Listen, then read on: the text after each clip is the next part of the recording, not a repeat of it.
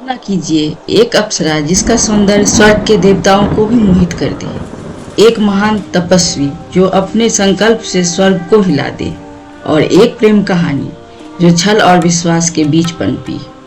नमस्कार दोस्तों, क्या हुआ जब स्वर्ग ने स्वयं एक ऋषि की तपस्या भंग करने की योजना बनाई? क्या यह प्रेम था या सिर्फ एक छलावा? और जब यह प्रेम छला गया तब जन्मी एक और कहानी, और एक प्रेम जिसने युगों तक प्रेम की परिभाषा को ही बदल दिया। शकुंतला, जिसने अपने प्रेम की परीक्षा दी, लेकिन क्या उसका प्यार समय की कसौटी पर खरा उतरा? आज हम जानेंगे कैसे विश्वामित्र और मेनका की कहानी ने शकुंतला के भाग्य को रचा। अगर आप पौराणिक कथाओं की ऐसी रहस्यमयी कहानियों में रुचि रखते हैं तो सब्सक्राइब कर लें।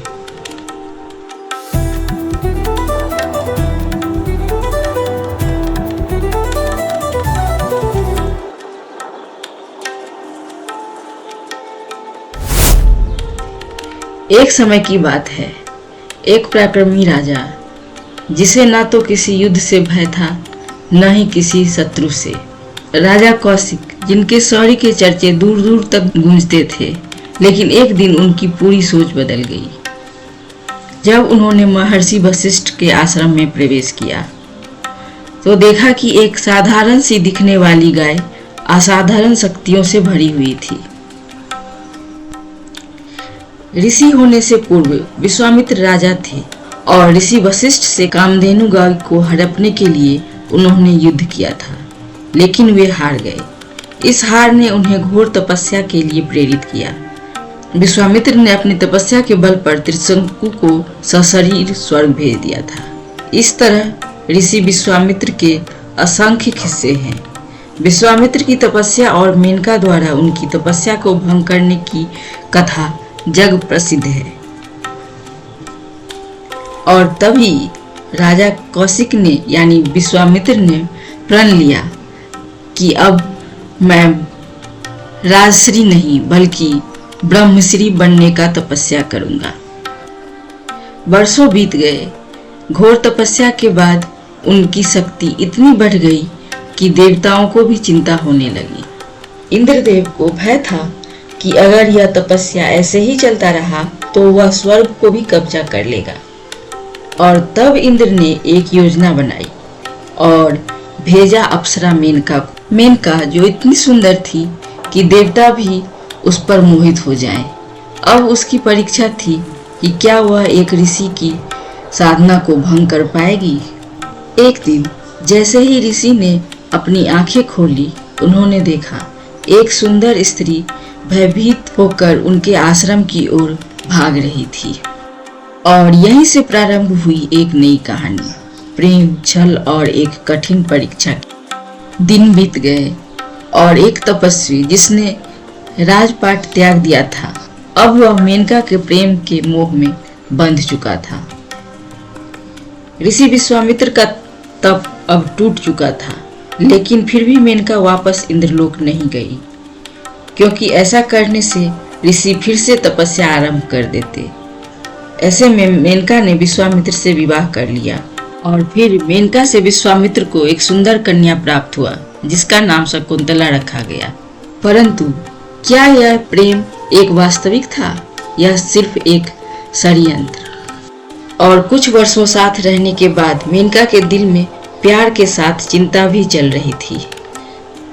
मेनका को एहसास हुआ कि उसने केवल इंद्र के कहने यह सब किया, लेकिन क्या वह सच में प्रेम करने लगी थी? और वहीं ऋषि विश्वामित्र ने यह भांप लिया कि यह सब एक षड्यंत्र था। क्रोध में उन्होंने अपनी शक्ति से पूरी पृथ्वी को जलाने का प्रण ले लिया, परंतु मेनका की आंखों में पश्चाताप था। मेनका ने अपनी भूल मान ली और बिना कुछ कहे चली गई। दरअसल मेनका का धरती पर समय बिताने का वक्त पूरा हो चुका था और उसे जो लक्ष्य दिया गया था वह पूरा भी हो चुका था। इसलिए मेनका अपने पति और बेटी को छोड़कर पुनः इंद्रलोक चली गई। मेनका के छोड़ के चले जाने के बाद शकुंतला का लालन पालन, शिक्षा दीक्षा ऋषि कनु ने किया था, इसलिए वे उसके धर्म पिता थे। परंतु इस प्रेम के जाने के बाद कुछ बचा भी था। हाँ, एक सीख जिसने विश्वामित्र को और शक्तिशाली बना दिया। अगर दोस्तों आपको यह कहानी पसंद आई हो तो हमारे चैनल को सब्सक्राइब कर लें। विश्वामित्र ने प्रेम को त्याग दिया, लेकिन क्या प्रेम ने उन्हें त्यागा? जिस प्रेम को मेनका पीछे छोड़कर चली गई वह वहीं खोया नहीं, बल्कि एक नई कथा में परिवर्तित हो गया। इस कथा का नया अध्याय शकुंतला से शुरू होता है, जिसे विश्वामित्र ने कभी नहीं जाना, लेकिन जिसने उनकी विरासत को आगे बढ़ाया। दोस्तों, जिस तरह मेनका एक छल की वजह से अपने प्रेम को खो बैठी, शकुंतला को भी अपने प्रेम की परीक्षा देनी पड़ी। परंतु क्या इस बार प्रेम की जीत होगी या फिर इतिहास खुद को ही दोहराएगा? तो आइए जानते हैं शकुंतला और दुष्यंत की प्रेम गाथा। गहरी वनों के बीच जहाँ ऋषि अपने तप में लीन रहते थे, वहीं एक कन्या का बचपन बीत रहा था, जो थी शकुंतला। उसी समय हस्तिनापुर के राजा दुष्यंत अपने आखेट पर निकले हुए थे, लेकिन नियति ने उनके लिए कुछ और ही तय कर रखा था। जैसे ही राजा ने तीर चलाना चाहा, एक कोमल आवाज गूंज उठी, रुको, यह निर्दोष है। और उसी क्षण जब राजा दुष्यंत का दिल पहली बार हारा, दोनों के बीच प्रेम का अंकुर फूट चुका था। राजा दुष्यंत ने शकुंतला को एक वचन दिया कि वह उसे लेने जरूर आएंगे, और निशानी के तौर पे एक अंगूठी छोड़ के हस्तिनापुर लौट गए। महीने बीत गए, दुष्यंत वापस नहीं आए। इधर शकुंतला उनके याद में खोई रहती थी, क्योंकि वह गर्भवती भी थी। एक दिन जब ऋषि दुर्वासा आश्रम में आए तो शकुंतला अपने प्रेम में इतनी खोई हुई थी कि वह उनकी उपेक्षा कर बैठी। क्रोधित होकर उन्होंने श्राप दे दिया, जिस व्यक्ति के बारे में तुम इतना सोच रही हो वह तुम्हें भूल जाएगा। एक पल में पूरा भविष्य बदल चुका था। फिर भी प्रेम की शक्ति पर विश्वास था, इसलिए वह अपने राजा के पास खुद ही चली गई। शकुंतला राजा से मिलने निकल तो गई, लेकिन रास्ते में ही अंगूठी तालाब में गिर गई, जिसे मछली ने निगल लिया। शकुंतला राजभवन तो पहुंची, लेकिन राजा दुष्यंत ने उसे पहचानने से इनकार कर दिया। वह अंगूठी जो उनकी यादों को जोड़ सकती थी, वह गुम हो चुकी थी। जिसने प्रेम किया उसी ने विश्वासघात किया, या फिर नियति का खेल था। राजा दुष्यंत के द्वारा शकुंतला के अपमान के कारण आकाश में बिजली चमकी और शकुंतला की मां मेनका उन्हें लेने आ गई। उधर वो मछली एक मछुआरे के जाल में आ गई, जिसके पेट में वह अंगूठी थी। मछुआरे ने उस अंगूठी को कीमती समझकर राजा दुष्यंत को भेंट में दे दिया। राजा दुष्यंत ने जैसे ही उस अंगूठी को देखा, उन्हें सब कुछ याद आ गया। महाराजा दुष्यंत बहुत पछताए। कुछ समय बाद इंद्रदेव के निमंत्रण पे देवों के साथ युद्ध करने के लिए राजा दुष्यंत इंद्र नगरी अमरावती गए। युद्ध के बाद वे आकाश मार्ग से वापस लौट रहे थे, तभी उन्हें रास्ते में कश्यप ऋषि के आश्रम में एक सुंदर बालक को खेलते देखा।